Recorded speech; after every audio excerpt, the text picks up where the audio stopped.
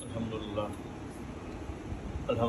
وحدہ والصلاة والسلام علی من لا نبی بعدہ اما بعد فقد قال اللہ تعالی فی القرآن المجید وفرقان الحمید وبرہان الرشید وارشاد العظیم اعوذ باللہ من الشیطان الرجیم بسم اللہ الرحمن الرحیم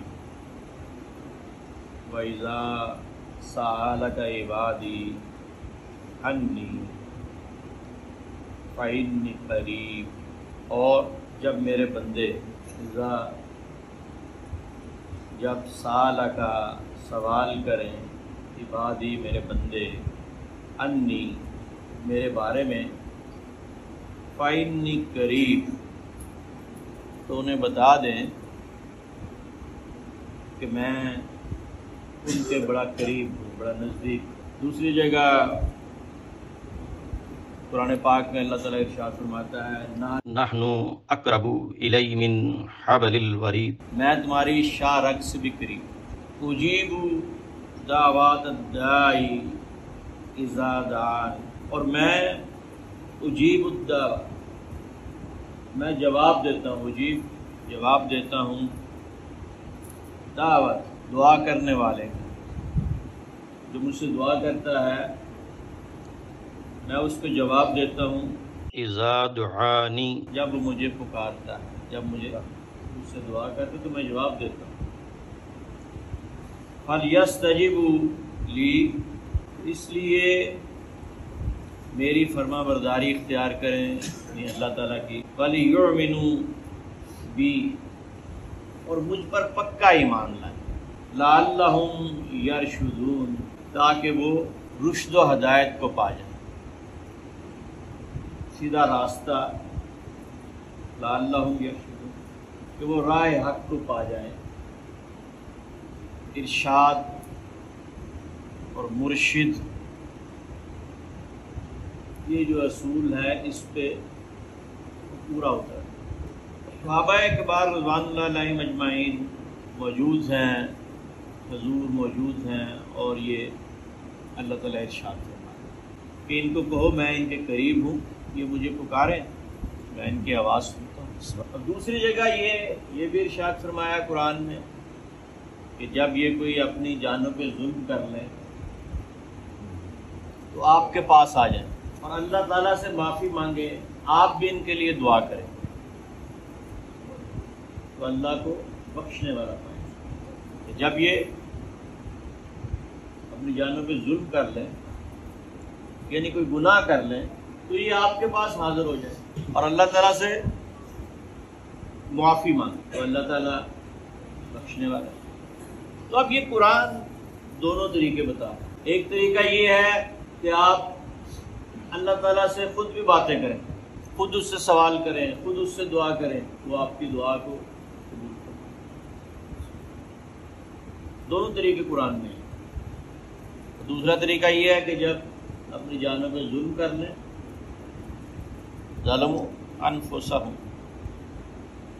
جاؤک، تو آپ کے پاس آ جائیں، فاستغفر، اللہ سے استغفار کریں، فاستغفر الرسول، رسول پاک بھی ان کے لیے دعا کریں، اللہ وجد اللہ تواب الرحیم، تو اللہ کو بڑا توبہ قبول کرنے والا اور رحم فرمانے والا پائیں۔ تو اب خود دعا کرنا بھی اللہ تعالیٰ کا حکم ہے اور دعا کروانا بھی اللہ تعالیٰ کا۔ حضور اکرم صلی اللہ علیہ وسلم نے حضرت علی المرتضیٰ اور حضرت عمر فاروق کو بھیجا ویسے کرنی رضی اللہ تعالیٰ عنہ کی طرف کہ میری امت کے لیے دعا کر، اور آپ خود بھی رات کو سجدے میں اپنی امت کے لیے دعا کرتے اور روتے کہ یا اللہ میری امت کو بخش۔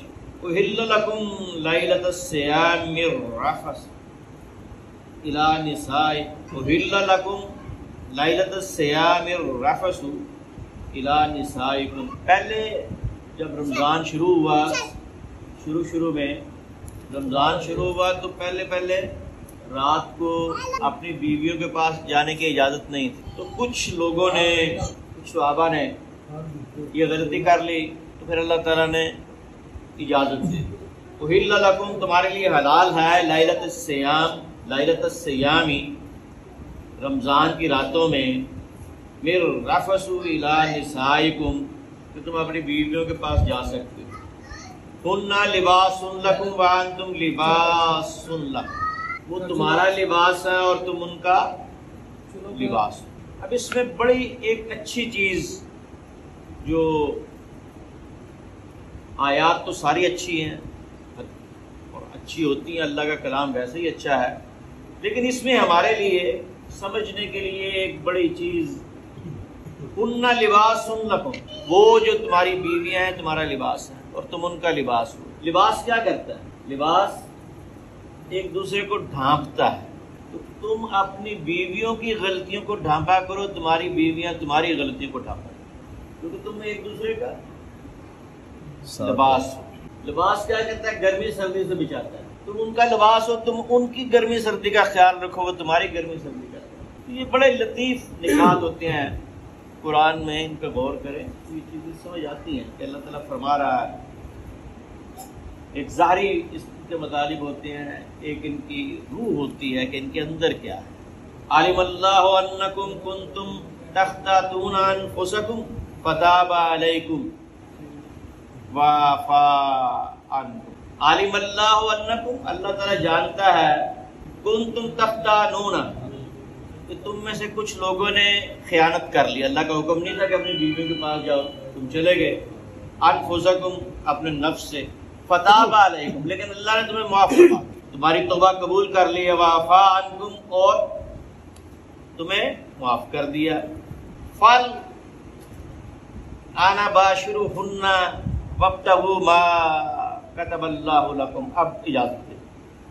وَكُلُوا وَاشْرَبُوا حَتَّى يَتَبَيَّنَ لَكُمُ الْخَيْطُ الْأَبْيَضُ مِنَ الْخَيْطِ الْأَسْوَدِ مِنَ الْفَجْرِ۔ اب کیا تھا کہ پہلے روزے ہوئے تو اس میں سحری نہیں ہوتی۔ کچھ جو صحابہ ہیں، یہ پہلی جو میں نے مثال بیان کی ہے، اس میں حضرت عمر فاروق رضی اللہ تعالیٰ عنہ نے آ کے حضور سے کہا کہ مجھ سے یہ غلطی ہو۔ اس میں حضرت سرما رضی اللہ تعالیٰ عنہ مزدور تھے، آگے سو گئے، افطاری کا وقت ہوا، اس کے بعد مغرب اور عشاء کے درمیان میں افطاری کا وقت ہوتا تھا، پھر وقت ختم، سو گئے، افطاری نہ کر سکے، پھر اسی طرح روزہ رکھنا پڑا۔ شروع میں جب رمضان فرض ہوا ہے، رمضان 2 ہجری شوال میں فرض ہوا ہے، اور جنگ بدر 2 ہجری رمضان میں لڑی گئی ہے۔ جب جنگ بدر لڑی گئی ہے تب رمضان فرض نہیں تھا، فرض ہوتا بھی تو حضور روزے نہیں رکھنے دیتے تھے جنگ کی حالت میں۔ اب 17 رمضان کو ہی جنگ بدر ہوئی، تو روزے نہیں رکھے ہوئے تھے مسلمانوں نے۔ یہ بڑے بیان کرتے ہیں کئی لوگ، بڑے کہ روزے میں تھے اور یہ تھا اور وہ تھا، اس وقت روزے فرض ہی نہیں ہوتے تھے، روزے شوال میں فرض۔ پھر 17 رمضان کو ہی مکہ فتح ہوتا ہے، تو اس میں بھی آپ، حالانکہ وہ 8 ہجری کا واقعہ ہے، 3 ہجری کے رمضان میں روزے فرض ہو چکے، لیکن 8 ہجری میں آپ نے فرمایا کہ روزے نہ رکھو، کیونکہ جنگ کے لیے جانا ہے۔ جن کا روزہ ہے آپ نے ان کے روزے کھلوا دیے، اپنا روزہ بھی کھول، جنگ کے لیے جانا، تو اس لیے اس میں بھی روزے نہیں رکھے ہوئے تھے، اس میں بھی روزے نہیں رکھے جنگ میں۔ تو یہ حضرت سرما سو گئے، اٹھے تو افطاری کا وقت ختم ہو چکا تھا، اس طرح روزہ رکھ لیا، دوسرے دن بے ہوش ہو گئے، تو پھر اللہ تعالیٰ نے فرمایا کہ تم اب کھا پی سکتے ہو، وَكُلُوا وَاشْرَبُوا، کھاؤ پیو حَتَّى يَتَبَيَّنَ لَكُمُ الْخَيْطُ الْأَبْيَضُ، جب تک سفید دھاگا من الخیط الاسود، سفید دھاگے پر آ جائے، من الفجر، اور صبح ہو جائے، یعنی صبح اتنی دیر تک کھا سکتے ہو جب سفیدی آ جائے، یہ تو احتیاط کے لیے پہلے بند کرا دیتے ہیں نا۔ تو اب صحابہ کو سمجھ نہ آئی، انہوں نے اپنے پاؤں پہ دھاگے باندھ لیے، کچھ نے اپنے سرہانوں پہ دھاگے رکھ لیے، کچھ نے اپنے ہاتھوں میں رکھ لیے۔ آپ نے فرمایا یہ دھاگے نہیں، اوپر آسمان کی طرف۔ تو اب قرآن بھی حضور کے بغیر سمجھ نہیں آتا، چاہے وہ عربی والے ہی ہوں، عربی جاننے والے ہوں، اور چاہے حضور کے صحابہ ہی ہوں، قرآن ایسے نہیں سمجھ آتا۔ اللہ تعالیٰ کا کلام ہے نا، اللہ تعالیٰ کیا مراد لے رہا ہے؟ ثم اتم الصیام، ثم اتم الصیام الی اللیل، پھر رات تک اس کو پورا کرو۔ ولا تباشرهن وانتم عاکفون، اور جب تم فی المساجد، اور جب تم مسجدوں میں اعتکاف پہ ہو تو پھر تم نے اپنی بیویوں کے پاس نہیں جانا۔ تلک حدود اللہ، یہ اللہ کی حدیں ہیں، یہ بیریئر ہیں اللہ نے، جیسے بیریئر نہیں لگاتے آگے نہیں جانا، یہ اللہ کے بیریئر ہیں، ان کو نہیں کراس کرنا۔ فلا تقربوا، ہاں نہ ان کو توڑو نہ ان کے قریب جاؤ ان بیریئر کے۔ کذالک یبین اللہ آیاتہ للناس لعلہم یتقون، اللہ تعالیٰ اپنی آیتیں اس لیے کھول کے بیان کرتا ہے تاکہ تم متقی ہو جاؤ، اللہ سے ڈرنے والے بن جاؤ، پرہیزگار بن جاؤ۔ وما علینا